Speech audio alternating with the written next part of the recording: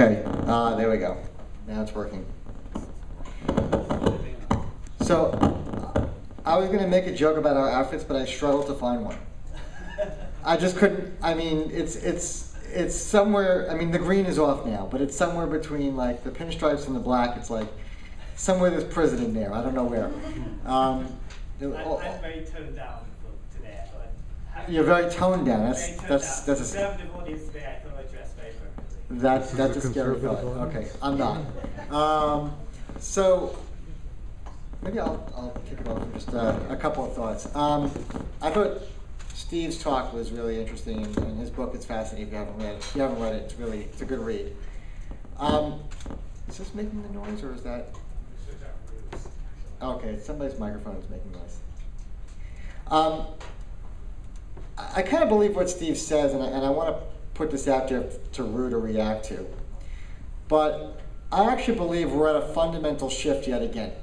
We're entering kind of the third next digital era. I'm not going to call it Web 3.0. But let me just put this out there as a discussion starter, and then you can react to it.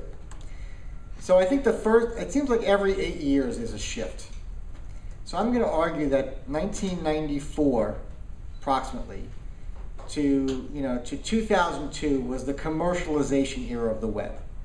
Right? That's when all of you in media built out your franchises, if you did that, and a few very well capitalized companies like Yahoo, for example, were able to kind of grab share and be voices of authority. Then obviously the dot-com crash, 2002, I think gave rise to social media, along with kind of like the increasing mobilized society, rise of broadband, etc. And anybody could become a source of authority. And I think that's the premise of what you're doing, is that you're saying that people can work with each other now. They don't need middle people. But I think we're now entering a new age, because what's happened is that we went from this era of commercialization to this era of democratization, and now I think we're entering an era of validation. There's too much content, there's too many options, there's too many choices, and quality is going to rise to the top, and people who can kind of curate, per Steve's point, people who can organize, and there will kind of be a mix of those two eras that we saw, the commercial players as well as the kind of the social players, increasingly helping us find expertise where we need it, algorithms and people combined. So, this is a big opportunity for media as I see it. You guys are back better than ever. You're going to be the ones who are the curators, as well as hopefully some people on the brand side too. But I'm going to argue that we're now, there's been, we kind of gorged on friending. There was too much friending going on. There's a study that somebody did a study and they figured out that people don't know 20% of their Facebook friends. Anybody here not know anybody or know one of their Facebook friends? Or receive requests every day from people they don't know? Okay, so every hand went up. Well, a lot of people accepted those friendships, and there was kind of a friending arms race.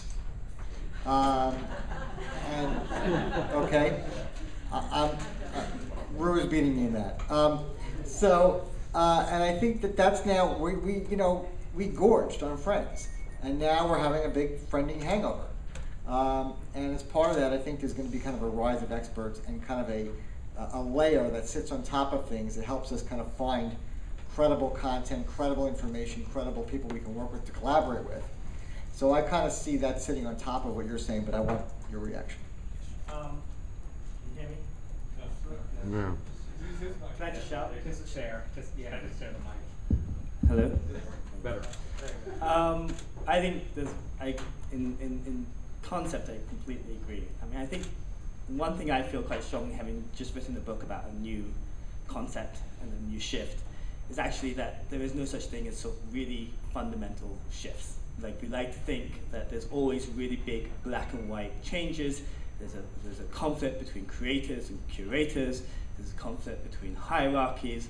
And in the end, the world doesn't change overnight. There's a lot of grayness. There's still very much a role for creators and curators, and people find themselves in the middle. And some of those people who are in the middle are very happy to be there.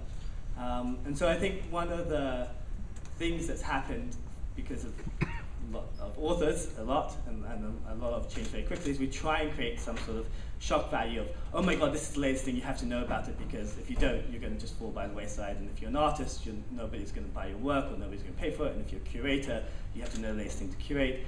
And I think the world is moving fast, but I'm not sure if it's moving that fast, and I'm not sure if it's helpful. I think what's helpful is to think very much about what your role and your opportunity is in the current digital space and digital world. And from my point of view, and I agree with you, like I think we have democratization first, and now we're seeing a sort of new movement towards validation. And I think the democratization is really, for me, still a very exciting ongoing. I know it's a little bit behind validation, but it's still an ongoing process. And what it really means is that, for once, the reason everybody's interested in the economy, the society of what's going on in our digital world is because everybody can participate equally.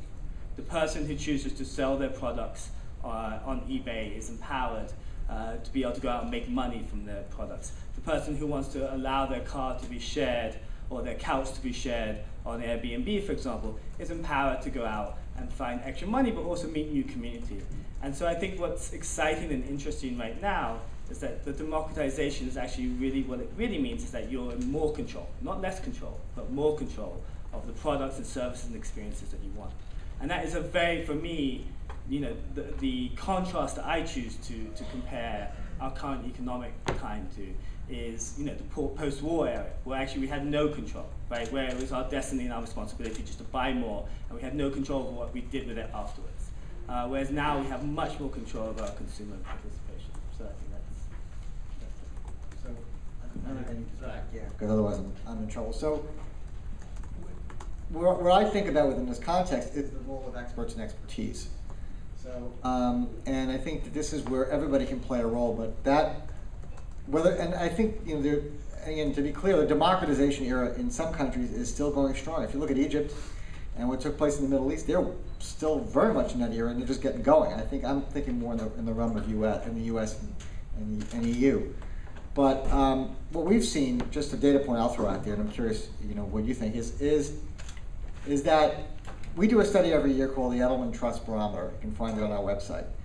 And we found, for around 2005, 2006, we tracked for 10 years, who people trust, what kind of sources they turn to, et cetera, a global study.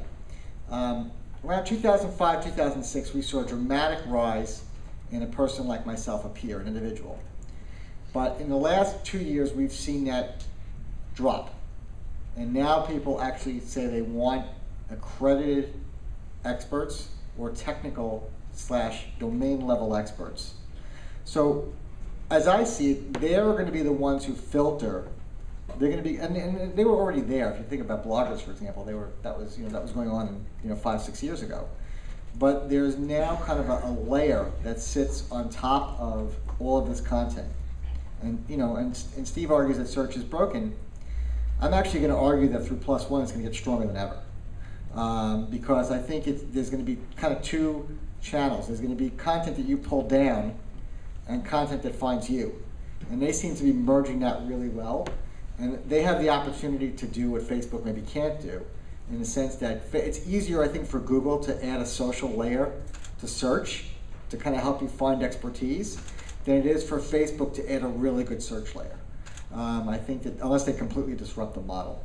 So I'm curious, where you see people and algorithms kind of sitting in the middle of of information finding, and not just information, but products and services and everything, Kickstarter and so forth, kind of being in the middle of that. So maybe best told through an example. So I run something called Red Scout Ventures. We're a strategic innovation firm that's connected to a very large parent company that owns Krochmal and Crispin Porter. So sort of a whole bunch of advertising agencies. And the whole advertising world is in shock right now because people, quite rightly, clients are saying, if I spend $100 million on an advertising campaign for the Super Bowl, why doesn't my needle of sales go up, right? And the 30-second ad just doesn't work anymore today. So my parent company, MDC, came to me, knowing that I've written this book, and they said, what can we do to figure out, how to be more efficient as an advertising agency? What is the next version of what advertising looks like, given this environment?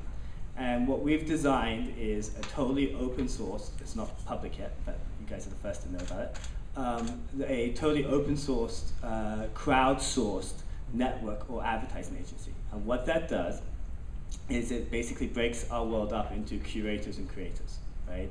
And the creators are given briefs by curators, which is to say, when a brief comes into the network and it says, I need an advertisement for a car, you know, and this is the brief. We put it out to the 4,000 people that work at NBC, and we say anybody. Doesn't matter which company you are part of. Doesn't matter what your role is. Anybody can contribute to this solution. And if you get chosen, you get a $5,000 bonus. But more importantly than the bonus, you get a reputation. You get a score. We evaluate you, and you can take that score to your next job interview. You can take that job. You can take that, and the higher you climb on that score, the more likely it is that you're going to see different types of briefs. And so what we've done is we've actually also ranked the curators as well.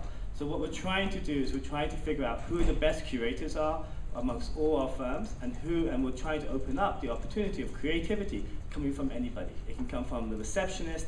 It can come from the best creative director in the agency. And so I think what's interesting about that is the open source platform that we've created, while very democratic, giving free ability to anybody to contribute, is also creating a hierarchy and an ability to organize within the creative and the curative world. So I think that you're going to continue to see roles for creatives. You're going to continue to see hierarchy, but what you're going to see is you're going to see networks. So better distribute work and organize what you want. Maybe what we'll do is, how are we doing on time? I think we've got about 7 to 10 minutes left. Okay, this might be a good time then to get the audience involved, and see if anyone has questions or thoughts they want to throw out on this discussion. Who wants to dive in?